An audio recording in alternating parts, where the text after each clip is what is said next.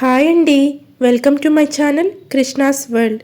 ఈరోజు నేను ఈ వీడియోలో బెల్లం మరియు పంచదార సున్నుండలను ఎలా ప్రిపేర్ చేసుకోవాలో చూపిస్తున్నాను.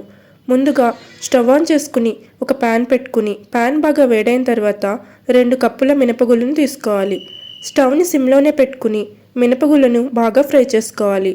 హైలో పెట్టుకోవడం వల్ల ఒక సైడ్ ఫ్రై అయి ఇంకొక సైడ్ సరిగా ఫ్రై అవ్వవు.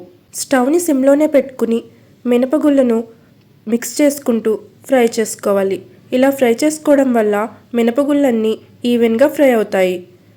సున్నుండల టేస్ట్ మొత్తం మనం మినపగుళ్ళు ఫ్రై చేసుకున్న దానిలోనే ఉంటుంది. ఇలా మినపగుళ్ళన్నీ కొంచెంగా ఫ్రై అయిన తర్వాత దీనిలోనికి 2 స్పూన్ల బియ్యాన్ని యాడ్ చేసుకోవాలి. ఇలా బియ్యం యాడ్ చేసుకోవడం వల్ల సున్నుండలు తినేటప్పుడు నాలుకకు చుట్టుకోకుండా ఉంటాయి.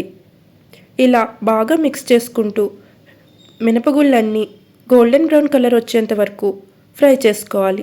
ఇలా ఈ కలర్ వచ్చిన తర్వాత స్టవ్ ఆఫ్ చేసుకుని ఒక ప్లేట్లోకి తీసుకుని వీటిని బాగా చల్లారనివ్వాలి. ఇవన్నీ బాగా చల్లారిన తర్వాత ఒక మిక్సీ జార్ తీసుకుని 1 కప్పు మినపగుళ్ళను దానిలోనికి వేసుకోవాలి. వీటిని మెత్తగా మిక్సీ పట్టుకుని ఇదే దానిలోనికి 1 కప్పు బెల్లాన్ని కూడా యాడ్ చేసుకోవాలి. బెల్లం వేసుకున్న తర్వాత ఇంకొకసారి మిక్సీ పట్టుకుని ఒక ప్లేట్లోకి తీసుకోవాలి. మళ్ళీ మిక్సీ జార్లోకి ఇంకొక కప్పు మినపగుళ్ళను వేసుకుని మెత్తగా మిక్సీ పట్టుకుని దీనిలోనికి 1 కప్పు పంచదారని యాడ్ చేసుకోవాలి. దీన్ని కూడా మెత్తగా మిక్సీ పట్టుకుని పక్కన పెట్టుకోవాలి. స్టవ్ ఆన్ చేసుకుని ఒక ప్యాన్ పెట్టుకుని నెయ్యిని యాడ్ చేసుకోవాలి. నెయ్యినంతా బాగా వేడవనివ్వాలి. నెయ్యి అంతా బాగా వేడైన తర్వాత స్టవ్ ఆఫ్ చేసుకుని ఈ సున్నుండల పిండిలోకి నెయ్యిని కొంచెం కొంచెంగా యాడ్ చేసుకోవాలి.